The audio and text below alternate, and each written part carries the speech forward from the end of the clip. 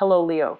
Great to have you here. My name is Shona. Today's reading is a general love forecast for November 2025. As always, take the messages that resonate and release anything that doesn't. Don't forget to like, and subscribe to stay connected with upcoming readings. Let's see what's headed your way, Leo. Stay safe. I have a message, an image that came in, and so I'm going to relay that, and that's going to set the tone for the foundation of this reading, and then we'll go into the energy for the spread that I have laid out here. So, first of all, I see you, kind of, it looks like a medieval knight, but it's somebody who's like, maybe like a squire, and I see a tower. And so you're in a field, there's a tower, so you're in a field, and there's a tower right there, and it seems to me like you live in that tower or you train in that tower, but I see you kind of you walk out into the field and there's like grains and wheat and you're just running around having fun doing your cartwheels, kind of running around. I see you alone, and then far away there's like the woods, and then there's this person. It's not a menacing person. There's a person on a horse, and they're charging towards you. And when you see them, you automatically run back into your tower and you lock the door. And then that person on the horse, they go away. And then when you see that they've gone away, then you come out and you play around your tower. And then you might even taunt the person on the horse, and then they come running back to you, and then you run back into your tower. So that's the message I'm getting. And the tower stands for safety. It stands for like this safe refuge, or this place of haven where we can always come back to when life deals us a blow. And I feel there is a sense here where it can feel over time like your geographical location might be very, very limited. So let's just say, okay, if the tower is in the middle, right, you're bounded by the circumference, like you can only roam so far, okay, because it's a place of refuge. So you can always retreat back to it. So you are only going to be able to, venture so far away from it before you start to feel that sense of anxiety, like, oh no, am I going to be able to run back in time? If it rains, am I going to be able to make it without getting wet? If there's somebody chasing after me, and they're on horseback, and I'm on, I'm running with my legs alone, am I going to be able to get back before they catch up to me? So there's an element here about being bounded by your geography. And for some of you, honestly, I feel like it could be, the environment that you're in. Are there jobs that are appropriate to your field or to your area of expertise? Okay, so like, for example, you might be, this is an extreme example just to get my point across. You might be a marine biologist and you live in the desert. Okay, and you're just like, where are all the marine biologist jobs? So you look online, or you surf the internet, or you read the newspaper, and you're looking for a marine biologist position or vacancy, and you're just like, when is it going to happen for me? So that's an extreme situation. Okay, you have to go where life is calling. Okay, you have to step out of your comfort zone. You have to go where life is calling you. I feel for many of you too. I keep seeing somebody who's like, let's say you grow up in one city, right? You move away for college, and then as soon as you graduate college, you move back to that city. So wherever you grow up, you move away for college, and then you come back. And because it's safe, because after that big milestone in your life, being far away from home, you feel homesick, or you feel like, oh, I've already done my fun. I've already put in my 4 years. I've already lived on my own. I should move back. And then I see some of you move back, and then you move away for example, grad school. And then you have like an amazing time. And then after grad school, you automatically just bounce back, like tether. It feels like something is tethering you to it. And for you, it could be family. For you, it could be that familiarity. But I definitely feel a cycle in your life is getting ready to wrap up, and you kind of need to move forward and you kind of need to move on, okay? So what we have here is the world. So this is like expansiveness, opportunities knocking on your door, things opening up for you.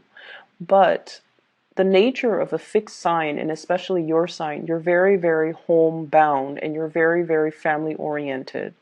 And I also feel like as much as you things that you can do on vacation, you don't feel like life can be lived that way for whatever reason. And so this is a card about great expansion, but it's also a double-edged sword because that bunny is encased in this bubble. And so it's almost like nibbling at life rather than living it fully. Okay, so there's a lot of fear I'm sensing, fear about change and the unknown. You have a travel opportunity coming up here. So the chariot usually indicates to me some travel over land, relocation, and things like that. But you are very conflicted, okay? Emotionally, you're very conflicted because once again, there is my place of refuge, but there's like a whole world of opportunities out there for me.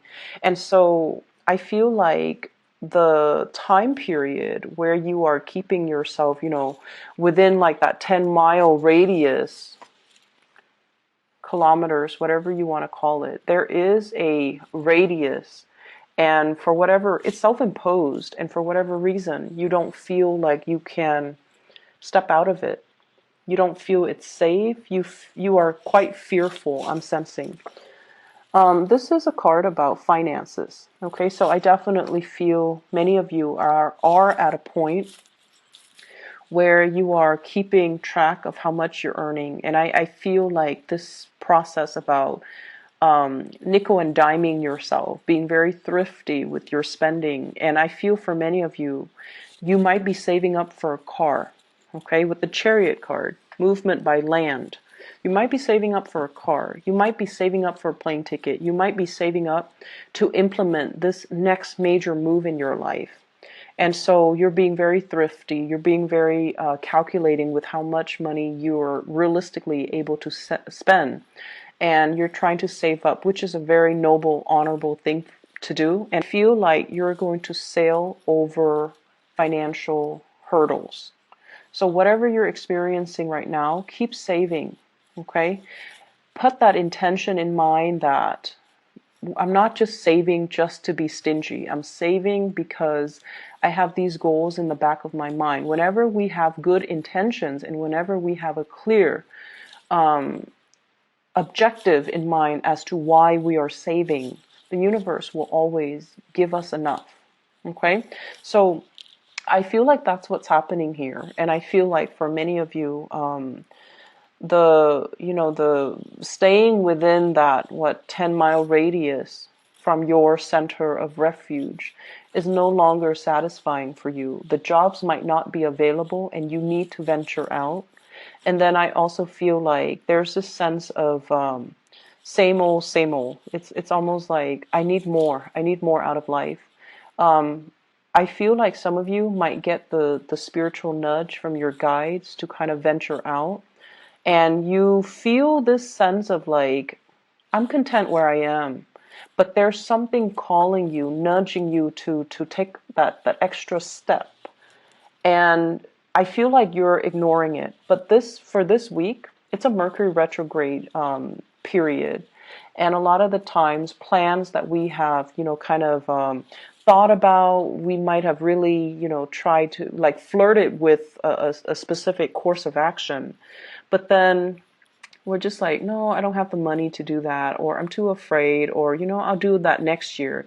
This is a really good time to revisit plans that we thought about in the past, but we never grab hold of. We never really took seriously, okay? And so a lot of the times, Mercury in retrograde can bring a lot of good ideas, especially revisiting past ideas, revisiting past dreams, past just things that you kind of lay on the wayside because you felt like you couldn't do it at the time. So you're getting this nudge, and you're definitely getting some type of a push for you to step out of that comfort zone, for you to find a new place of refuge, okay? And for you to trust that things will be okay. I just need to plan things out well, and then I can, finally break away from this 10-mile radius, and then I can, move on to this next tower that can serve as my next place of refuge. So it's a never ending process, and I feel like it's going to happen for you. So I feel like some of you need to, find new routes. Every time I see this card, this is the Eight of Cups, moving forward, okay? I think of like the dandelion. It's like blown in the wind, and then it carries a seed, right? So wherever it lays down on the land, wherever it lands, it's going to sprout a new seed. So I feel like that's what you have to do. Just kind of trust the process and just allow yourself to get, catch that wind and then move forward, okay? I definitely feel for some of you, you have been dealing here with an air sign. I have the King of Swords in the picture. It's in the reverse position, so there's definitely, I feel like somebody who is a little bit misleading when they communicate with you, okay? They say one thing, they mean another. And I also feel like this is somebody, I'm feeling like there's a fantasy built up around this person. So let's get married, let's have a family, let's have a child, let's get engaged, let's move in together. For whatever reason, there was this big, big, grandiose fantasy built around this person. And so air signs, Aquarius, Gemini, and Libra. And I also feel like they might have they might have another relationship. And there might have been talks even, I'll leave my spouse, I'll leave my wife, or I'll leave my husband, and then we'll start a new life together. Just wait on me and, give me more time, give me more time. So that's an extreme sense, but I do see those conversations between you and a person. And I feel like this is the month where you realize that they're keeping you very tethered. They're kind of like that tower. They draw you back, but they really hinder your growth, okay? Or the fantasy that you have is really hindering all the other opportunities that you can have out there. Because what I saw earlier was, it's like a grassy field, like a field of wheat, and it's a tower. And like, who lives in the tower, right? Doesn't seem like it's very homey or very comfortable, and it seems a little bit isolating because I see you playing outside by yourself. And so it can feel a little bit lonely in this relationship, I feel, even though you feel like this person will protect me. They're kind of like that fortress of strength and stability, but it just doesn't feel to me like you are 100% happy. And then I also feel like for some of you, there are like contract jobs, okay? It's like the let's say the job contract, there's a company that is retaining you, and they give you projects that last like 3 or 4 months at a time. And then, like when you are in the midst of it, or when you land that contract, it gives you this really big emotional high. And then 1 month right before the contract ends, you get into this sense of anxiety, like, oh my gosh, where's my next paycheck going to come from? I have to scramble. So rather than enjoying the process of completing a project, the satisfaction we get for work that is well done, rather than doing that, you're spending that last month like scrambling around for new work, for new projects, for new contracts, for new, opportunities. And so you're living almost like from paycheck to paycheck. You're living almost like from one provisional time frame. There's a definite start date and there's a definite end date. And then you're scrambling for the next start date and the next end date. So it feels like you can't really plan anything long term because everything revolves around, start, end date, start, end date. And so you never set down, you never are able to put down roots. You're never able to feel stable and secure. So I don't know what's happening with you guys. But it just seems to me like you're not very grounded, and you need that sense of groundedness in order for this anxiety to go away. And so really focus on, what do I need to get that sense of groundedness? And I feel for many of you, finding that job that is more long term rather than contract based is going to be long term. And then wherever that job is, be willing to relocate in order to give it a chance, okay? And don't talk yourself out of it, because I feel like wherever you are right now, I keep seeing you outside in the grass, in the field, like playing just by yourself. And it feels to me like we don't need a lot of people in order to be happy. But I feel like it just feels a little empty. And I feel like that's not what a Leo person would want. You shine your brightest when you're in the company of others. And you shine your brightest when you can share your achievements with other people. And especially with the people that you love, you want to be able to share the moment with them, but also see the pride and see the admiration and see the love in their eyes. But it just seems like, just playing alone in that field, it can feel a little bit lonely. Give me 1 second. There's another message coming through. I was trying to figure out, the person on the horse, like, chasing you. I don't see any malice. Like, they're not, going to catch you and kill you, or they're not going to hurt you. So it feels like, you were taunting them, and then I feel like it's somebody who is a love interest. So for those who are single, yeah, that makes sense. It seems like it's a love interest, and there is a tug of war. So it could even be an air sign, an Aquarius, Gemini, Libra, and I also feel like maybe even another fire sign, because their energy is like very fast.